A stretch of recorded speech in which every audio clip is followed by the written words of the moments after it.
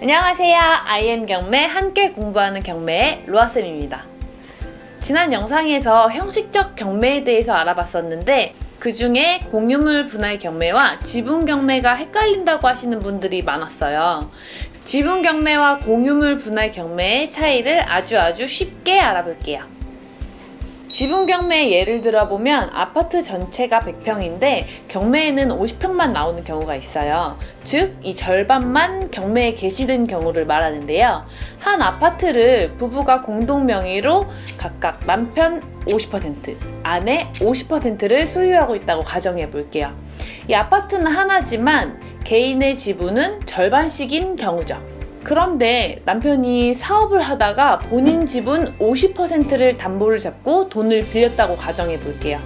그 후에 사업이 계속 안 좋아져서 채권자들이 아파트의 50%인 남편 지분만 경매를 신청했다면 이 아파트 전체가 나오는 게 아니라 50%만 경매가 진행이 된다는 건데요. 경매가 진행이 되고 제3자가 낙찰을 받으면 아내와 제3자인 최고가 매수인이 이 집을 소유하게 되는데 이럴 때 제3자인 최고가 매수인과 분명 분쟁이 생길 거예요. 누구는 화장실과 안방을 쓰고 누구는 거실을 쓰고 이렇게 할 수 없잖아요.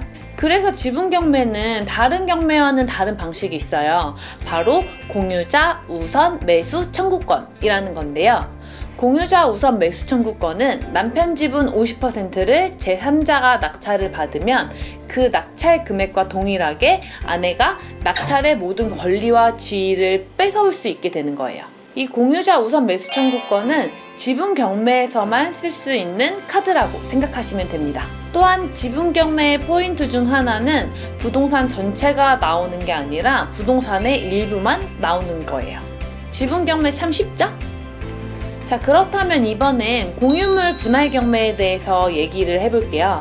공유물 분할 경매는 예를 들어서 부부가 각각 50%씩 지분을 가지고 있는 집이 있는데 이혼을 하게 됐을 경우 집의 권리를 지분대로 나누어 가져야 되는데 이 부동산인 집을 반을 뚝 잘라서 나눠 가질 수도 없고 서로의 입장이 다르니까 참 곤란한 상황이 발생되겠죠? 물론 예시를 알기 쉽게 부부의 이혼으로 말씀을 드렸지만 공유물 분할 경매는 결국 하나의 부동산을 두고 분배에 관한 분쟁에서 시작되는 거예요.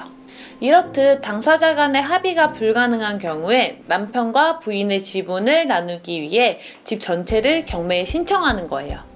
쉽게 말하면 법원에서 너네 싸우지 말고 그냥 집 전체 다 팔아서 돈으로 나눠 가져라 이렇게 중재를 하는 거라고 생각하시면 되세요.